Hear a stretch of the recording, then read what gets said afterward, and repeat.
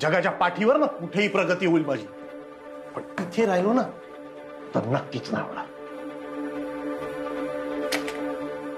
हा घे तुझा जॉब आणि ठेव तुझ्याकडेच. आणि दुसरा श्रेयस वाघमारे मला शोधूनच दाखव. I quit mister Warang.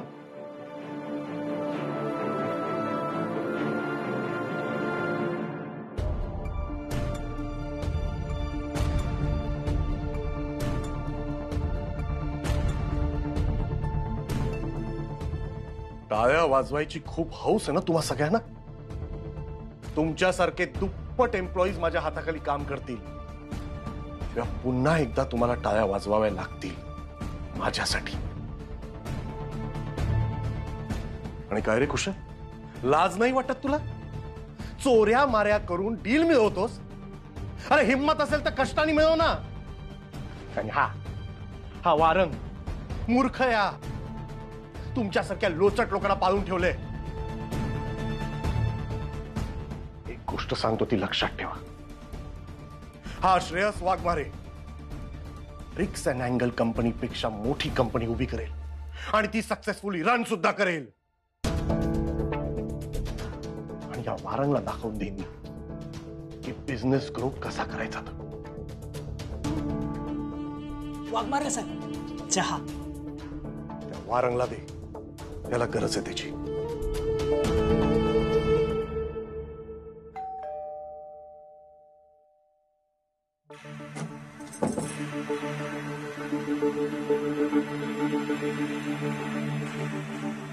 तुम्ही आज लवकर आलात? मी चहा टाकते तुमच्यासाठी.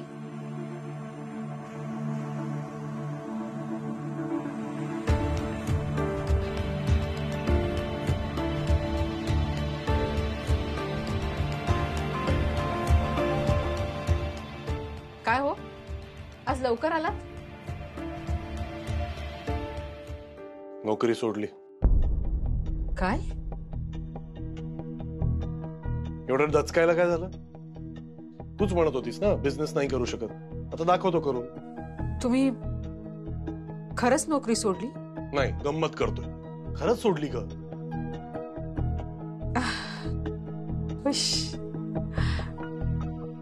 मला तर हेच हवं होतं. थँक्यू गणू. अच्छा, म्हणजे हे सगळं तू मुद्दामून करत होतीस? नाही, म्हणजे मला माझ्या ना गणूने सांगितलं होतं की तुम्ही बिझनेस करण्यासाठी परफेक्ट आहात. आणि मी बघितलंय ना तुमचे कष्ट, तुमची जिद्द, तुमची चिकाटी. माझं सांगणं फक्त एवढंच होतं की तुम्ही एवढे सगळे कष्ट करताना मग त्याचा मोबदला तुम्हाला मिळाला पाहिजे. तुमचं नाव मोठं व्हायला पाहिजे ना, बस. तुला अजून सगळी गंमतच वाटते. बिझनेस करणं खूप रिस्की असतं. आता ती रिस्क घेतलीये मी तुझ्या हट्टाखातर. आता काय प्रॉब्लेम झाला ना तर तू आणि तुझा गणू रिस्पॉन्सिबल. कळलं ना? असं काही होणार नाहीये. तुम्ही ना काही काळजी करू नका. हो जाएगा रे सब. सगळं होईल का ठीक? मला माहितीये. पण आता हे सगळ्या घरच्यांना कळल्यानंतर काय होईल माहितीये ना? घोर महापाप करून आलोय मी. असंच वागतील सगळे. मी तर कोणाला काय सांगणार नाहीये. तूच सगळं निस्तरायचंय, समजलं ना?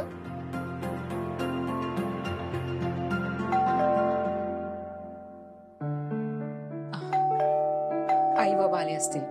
तुम्ही काळजी करू नका, मी बोलते त्यांच्याशी.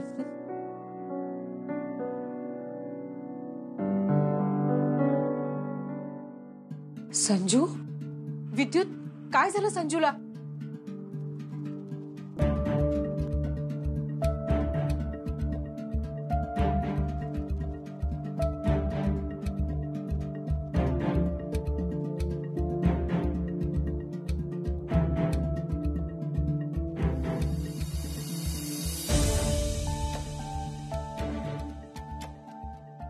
गाढ झोपलाय तो. कदाचित गोळ्यांमुळे झोप लागली असेल. तू बस, मी तुला पाणी घेऊन येतो. नको ताई, ही वेळच काय येते. पण संजूच्या शाळेतून त्याच्या आईला रिपीटेडली कॉल केले जातात. ती कॉल उचलतही नाही आणि पुन्हा फोनही करत नाही. त्याला बरं वाटत नाही. आणि ही कुठे आहे? फिरायला, हिंडायला, पिक्चर बघायला नाही गेलीये. ऑफिसमध्ये असणार, मीटिंग मध्ये असू शकते महत्वाच्या, फोन सायलेंटवर असू शकतो. म्हणून तुम्ही तिला थेट बेजबाबदार ठरवून मोकळे. तुम्ही संजूला शाळेतून आणलं तर बिघडलं कुठे? तुमचाही मुलगा आहे ना तो. आई, तुमचं म्हणणं अगदी बरोबर आहे. तो माझा मुलगा आहे, म्हणून मलाही असं वाटतं की त्याने माझ्यासोबत राहावं. म्हणजे मी त्याला शाळेत सोडायला आणायला जाऊ शकतो, पण तो इथे राहिल्यावर मी हे सगळं कसं करू? चला, झालं ना, बापाची ड्युटी करून झाली, निघा आता. चला. श्रेयस, मला इथे राहायची काही हौस नाहीये, पण संजूला कितपत बरं वाटतं हे कळल्याशिवाय आणि त्याचा ताप उतरल्याशिवाय मी इथून जाणार नाही. त्याला उगाच शाळेत पाठवलं. त्याला सकाळीच बरं वाटत नव्हतं. अगं ताई, तुला कळलं होतं ना, मग त्याला शाळेत का पाठवलंस तू? म्हणजे तुझं म्हणणं काय, या घरात सगळे बेजबाबदार आहेत? प्रत्येक गोष्टीचा भलताच अर्थ काढून तुला वादच करायचे असतात का? अरे, मी फक्त एवढंच म्हणतोय की संजूची तब्येत बरी नाही आणि अशा वेळी त्याच्या आई किंवा वडिलांपैकी एकाने इथे राहणं गरजेचं आहे. आणि एक बाप म्हणून इथे थांबणं ही माझी जबाबदारी आहे, निदान त्याची आई येईपर्यंत. ती नसली ना तरी आम्ही आहोत त्याचं बघायला सगळं. हाच तर प्रॉब्लेम आहे ना, सगळे सगळंच बघतायत, त्यामुळे तिला जाणीवच नाहीये तिची जबाबदारी काय आहे. मी माझ्या बहिणीबद्दल एकही चुकीचा शब्द ऐकून घेणार नाही, आधीच सांगतोय तुला. संजू कुठे आहे? विद्युत, मला खूप मिस कॉल्स येऊन गेले शाळेत ना. मी जेव्हा कॉल बॅक केला तेव्हा मला समजलं की संजू तुझ्यासोबत इथे आलाय घरी. कुठे आहे संजू? काय झालंय त्याला? तूच बघ. शिल्पी, तो आज झोपलाय. चल, झालं, आई आली त्याची, तू जाऊ शकतोस, निघ. श्रेयस, पुरे. विद्युत, त्याला कुठलं औषध दिलंय त्या लोकांनी? ते मला काय माहित नाही. मी शाळेत गेलो तेव्हा संजू झोपला होता आणि शाळेतले डॉक्टर गोळ्या देऊन निघून गेले होते. अरे पण काय दिलंय, नेक्स्ट औषध कधी द्यायचंय हे सगळं विचारायचंच ना. अशी अर्धवट कामं कशी करतोस रे तू? एक मिनिट शिल्पी, मी माझ्या हातातली सगळी कामं सोडून शाळेत गेलो, त्याला इथे घेऊन आलो आणि तू यातून चुका काढून मलाच ओरडतेस.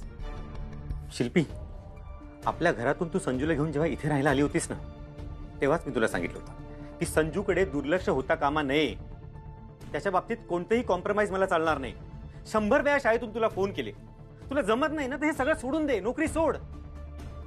तुला जे काही पैसे लागतात ना ते मी देईन तुला. आणि मग काय तुझ्या बहिणीची कॉपी बनवू का? तेच तर करायचं नाहीये मला. नकोय तुम्हाला तुझे पैसे विद्युत. मला माझ्या मुलाला कधीही हे भासवायचं नाहीये की त्याची आई त्याच्या वडिलांवर डिपेंडेंट आहे. तुझ्या बहिणीसारखं एकेका छोट्या छोट्या गोष्टीसाठी मला माझ्या नवऱ्याकडे हात पसरायचे नाहीयेत. तुझ्या बहिणीला नाहीयेत रे काही मतं, तिचं काही म्हणणंच नाहीये या जगात. पण माझं म्हणणं आहे आणि ते कायम असणार आहे. शिल्पी, ताईला मध्ये आणायची गरज नाहीये. मला फक्त एवढंच म्हणायचंय की तुला नोकरी करून ह्याला सांभाळायला जमत नाहीये ना तर नोकरी सोड. आज जे झालं ना ते पुन्हा व्हायला नको आहे. त्या लोकांनी 100 वेळा तुला फोन अरे केला. काय 100 वेळा फोन, 100 वेळा फोन? नाही, मला गाण्याच्या आवाजात ऐकू आलं नाही. तिकडे पार्टी चालू होती. एक मिनिट, तू ऑफिसला गेलीस की पार्टी करत होतीस? ऑफिस मध्ये पार्टी होती आणि बहिणीला माहिती होतं, तिनेच माझ्या साडीला इस्त्री करून दिली होती. हो ना बहिणी? हो. म्हणजे तू मीटिंग मध्ये किंवा कोणत्याही महत्वाच्या कामात बिझी नव्हतीस? इतका इश्यू करायची काहीच गरज नाहीये विद्युत.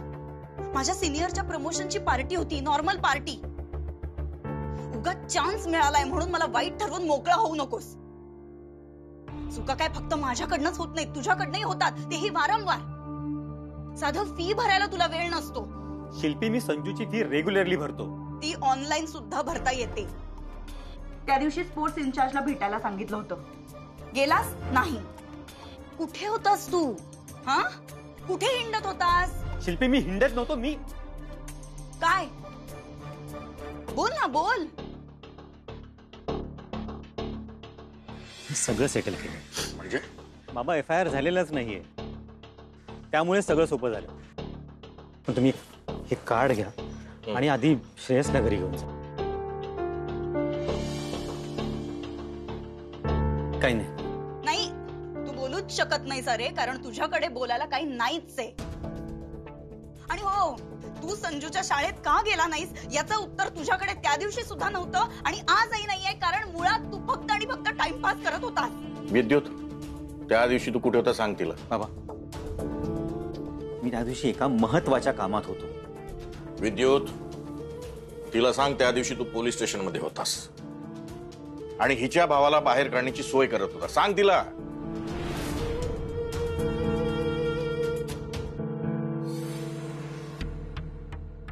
काय म्हणालात तुम्ही?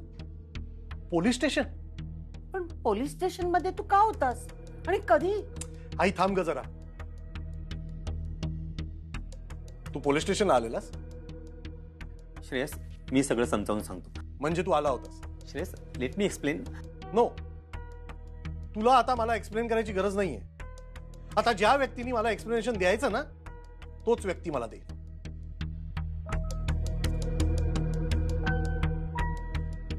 अश्विनी, हा आला होता तिकडे? मी काय विचारतोय? हा आला होता तिकडे? श्रेयस, तिच्यावर ओरडू नकोस. माझ्या बायकोशी बोलतोय मी, मध्ये पडू नकोस. हा आला होता तिकडे? हो. पण का आला होता? याला का बोलवलं आणि मला सांगितलं पण नाही? आणि आजही मला कळलं नसतं. एवढं डोकं चालायला लागलंय तुझं? श्रेयस, विद्युतला अश्विनीनं नाही, मी फोन केला होता. पण का फोन केला त्याला? मी माझी सोय करू शकत नाही का? इतका युजलेस आहे का मी? त्या इन्स्पेक्टरनी माझा फोन नाही दिला, त्याचं माझं काम तेव्हाच झालं असतं. बाबा, तुम्ही मला कमी लेखण्याची एक संधी सोडू नका. मुद्दाम बोलवलं ना या विद्युतला? मूर्खासारखं बोलू नकोस. मला तुझी बदनामी होऊ द्यायची नव्हती. दुसरा कुठला वकील आला असता ना, तर ही गोष्ट बाहेर पडली असती. हाही माझ्यासाठी बाहेरचाच आहे. अरे, तुला अजूनही इथेच राहायचंय? मी माझ्या भावाकडे राहते. माझ्या मुलाला घेऊन? हो, पण मी कोणावरही बर्डन नाही. अरे, मी माझा जॉब करते आणि मी सगळं सांभाळू शकते. ते तुझ्यासाठी. इथे त्याचा कोणाला कसलाही उपयोग नाहीये. पण कोणी काही उपयोगासाठी करतच नाहीये विद्युत. माझ्या भावाची नोकरी चांगली आहे, तो व्यवस्थित कमवतो. माझी आणि संजूची जबाबदारी तो घेऊ शकतो व्यवस्थित. शिल्पी, तू आणि संजू माझी जबाबदारी होतात, आहात आणि राहाल. एनिवे, मी जे आता बोलतोय ना, ते तुला आत्ता कळणार नाही. आणि मी इथे जास्त थांबलो ना, तर उगाच वाद निर्माण होते. काळजी घे आपल्या मुलाची.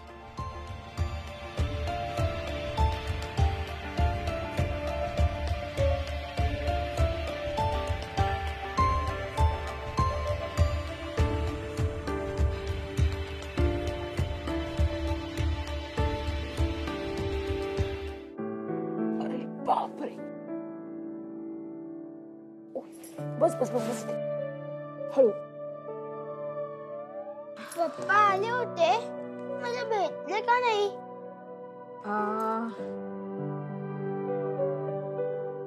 तुझे पप्पा आले होते. तुझ्या पप्पांना ना खूप महत्वाचं काम होतं आणि तू गाढ झोपला होतास. कर. आता मी उठलोय, आता त्यांना परत बोलव. हो, बोलवणारच होते. बघ, हे ना तू सगळं पटपट पटपट खाऊन घे. हे सगळं संजूने खाऊन संपवलं तर संजूचे पप्पा संजूला फिरायला घेऊन जाणार, हो की नाही? मज्जा. हे तू काय सांगतेस त्याला? हे असलं काहीतरी नको सांगू सगळं. संजू, तुझे पप्पा इथे येणार नाहीयेत आणि आपणही तिकडे जाणार नाही आहोत. शिल्पी, अगं आत्ताच हे सांगायला हवं का? त्याला खाऊन घेऊ देत ना जरा. हे तू मला शिकवू नकोस बहिणी. आणि मुळात तू माझ्या भानगडीत पडूच नकोस. दादाच्या बाबतीत न सांगता जो काही आगाऊपणा केलायस ना, तिथपर्यंत ठीक आहे. पण माझ्यामध्ये आणि विद्युत मध्ये तू अजिबात पडू नकोस. दे इकडे, मी भरवते.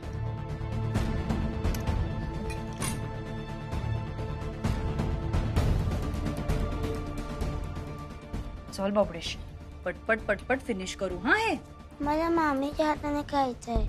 उगाच शाणपणा करू नकोस. चल पटकन तोंड उघड. शिल्पी दे ना माझ्याकडे, मी भरवते त्याला. अगं कालपासनं त्याने काहीच खाल्लं नाहीये. माझ्या हातनं खायचंय तर खाऊ दे ना त्याला. हेच हे जे अति केअर करण्याचा तुमचा स्वभाव आहे ना, त्याचाच कंटाळा आलाय मला. आणि याचाच वीट आला होता म्हणून तुझ्या आईचं घर सोडून इकडे आलीये मी. अरे श्रेयस, तो मिस्त्री म्हणाला की आठवड्यात काम करून घेऊ, त्याला ऍडव्हान्स द्यायला लागेल. ते काम जरा लांबणीवर टाकूया आपण. अरे पण लांबणीवर कशाला, आताच करून घेऊया ना. तू पैशाची काळजी नको करू, मी करून घेईल. बाबा मी जे काही बोलतो त्याच्या सतत विरुद्धच करायचं असतं का तुम्हाला? मी सांगतोय ना आता नको. आणि पाणीच गळतं ना, काय पूर आलाय का घरात? करायचं असेल तेव्हा मी फोन करीत त्या माणसाला, आता काय नको. आणि तुम्ही पडू नका यात.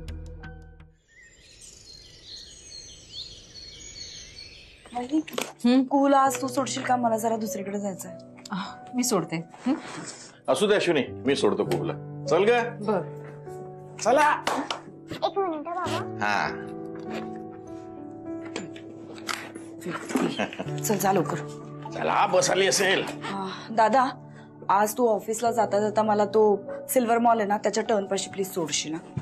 डब्बा. अरे मी आज कुठे जाणार नाही, घरातच आहे. अरे बापरे, निघतेच मी.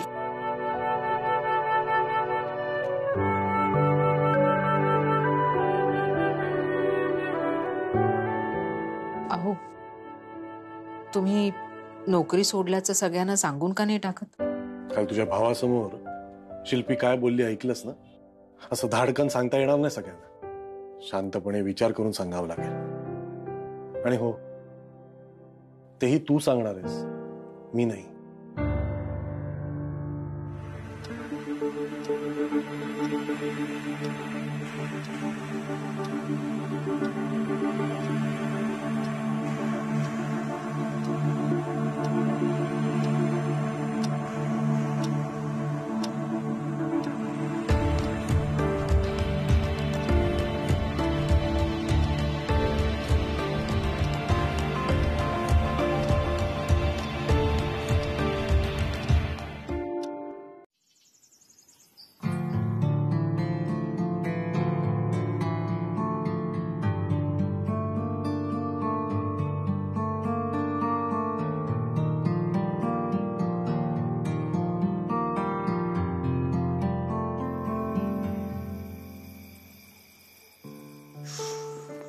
बाबा हे बघा ना, बॅग फाटली आहे. यातून सगळं पाणी आतमध्ये जातं.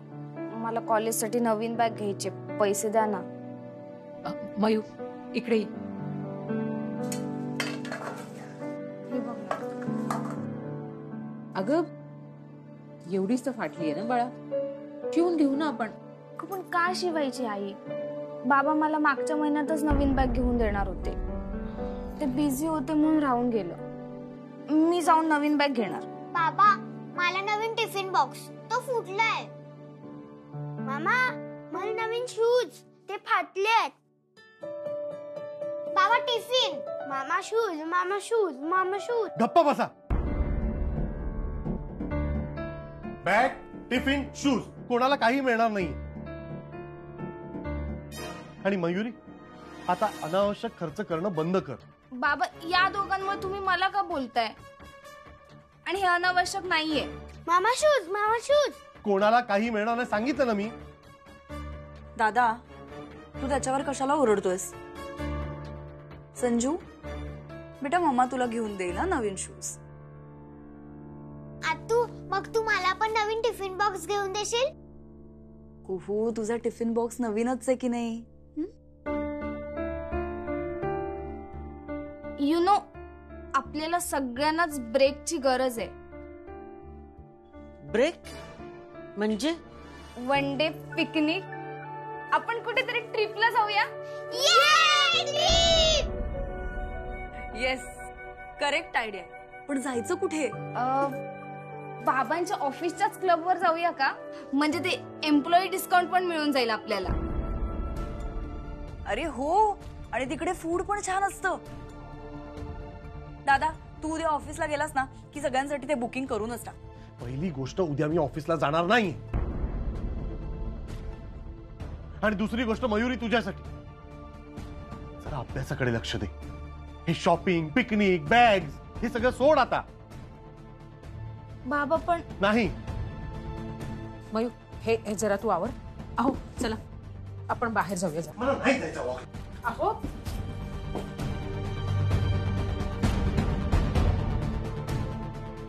त्याला नक्की काय झालंय? आज ना उद्या मलाच खरी सांगावं लागेल की यांनी नोकरी सोडली आहे.